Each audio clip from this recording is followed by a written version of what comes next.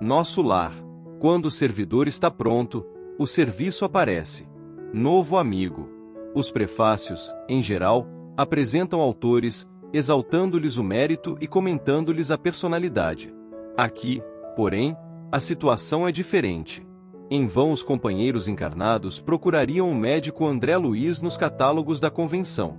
Por vezes, o anonimato é filho do legítimo entendimento e do verdadeiro amor. Para redimirmos o passado escabroso, modificam-se tabelas da nomenclatura usual na reencarnação.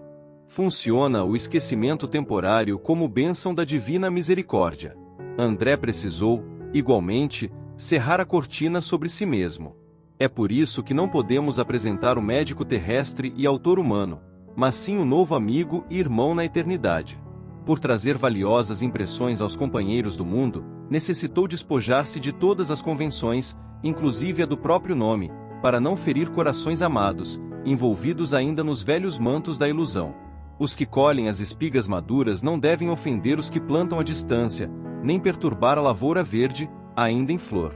Reconhecemos que este livro não é único. Outras entidades já comentaram as condições da vida além túmulo. Entretanto, de há muito desejamos trazer ao nosso círculo espiritual alguém que possa transmitir a outrem o valor da experiência própria, com todos os detalhes possíveis à legítima compreensão da ordem que preside o esforço dos desencarnados laboriosos e bem-intencionados, nas esferas invisíveis ao olhar humano, embora intimamente ligadas ao planeta. Certamente, numerosos amigos sorrirão ao contato de determinadas passagens das narrativas. O inabitual, entretanto, causa surpresa em todos os tempos. Quem não sorriria, na Terra, anos atrás, quando se lhe falasse da aviação, da eletricidade, da radiofonia? A surpresa, a perplexidade e a dúvida são de todos os aprendizes que ainda não passaram pela lição. É mais que natural, é justíssimo. Não comentaríamos, desse modo, qualquer impressão alheia. Todo leitor precisa analisar o que lê. Reportamo-nos, pois, tão somente ao objetivo essencial do trabalho. O Espiritismo ganha expressão numérica. Milhares de criaturas interessam-se pelos seus trabalhos, modalidades, experiências. Nesse campo imenso de novidades, todavia, não deve o homem descurar de si mesmo.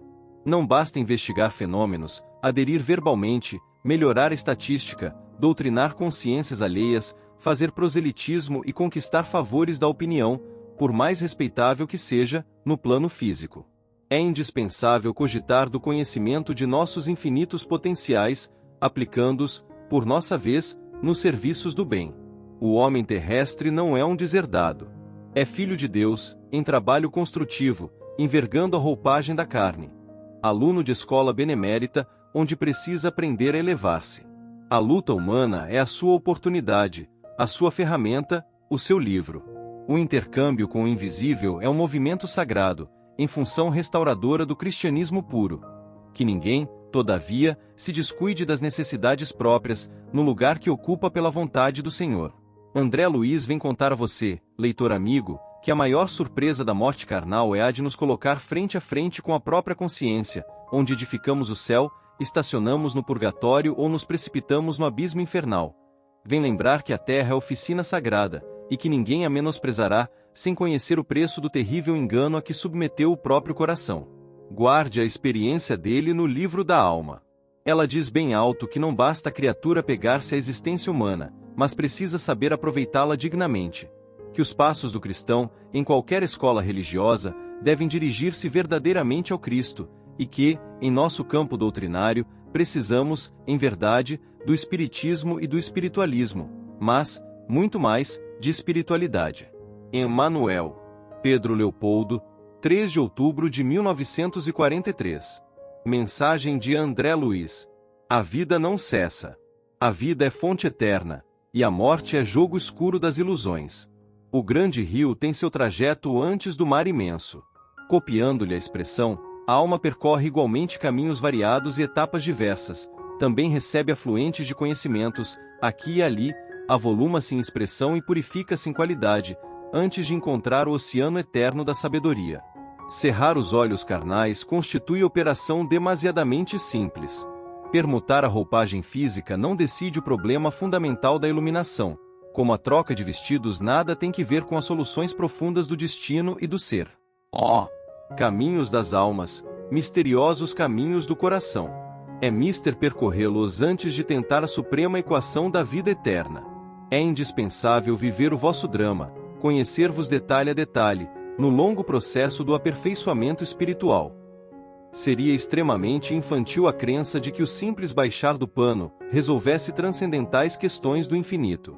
Uma existência é um ato, um corpo, uma veste, um século, um dia, um serviço, uma experiência, um triunfo, uma aquisição, uma morte, um sopro renovador.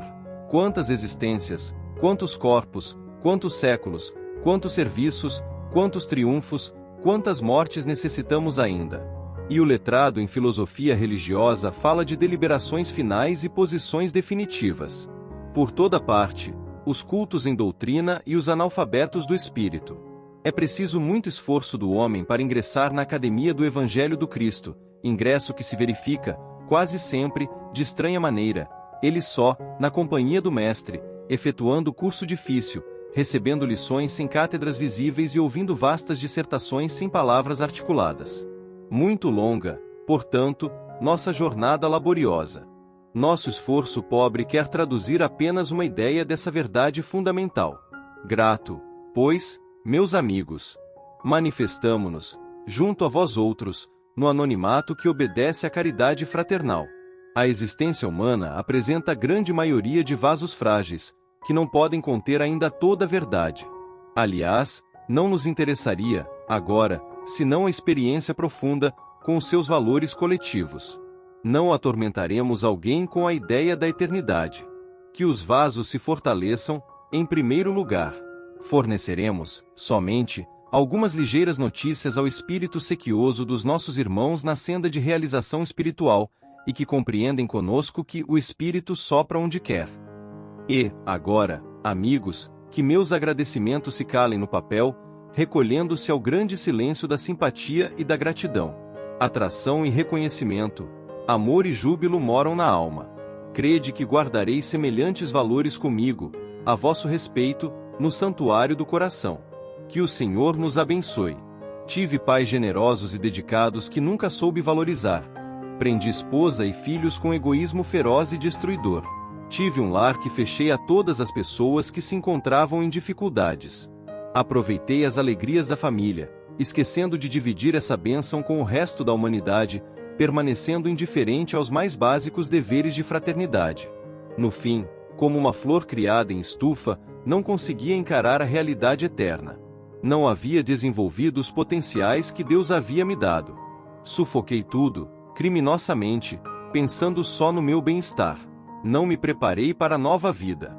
Por isso era justo que me sentisse como um aleijado que fosse obrigado a caminhar para continuar viagem. Ou como o pobre mendigo que, cansado no deserto, caminha sem destino, empurrado por ventos fortes. Amigos da terra, quantos de vocês podem evitar essa angústia, preparando o próprio coração? Acendam suas luzes interiores antes de passar pela morte. Busquem a verdade antes que a verdade chegue de surpresa. Suem agora para não chorar depois.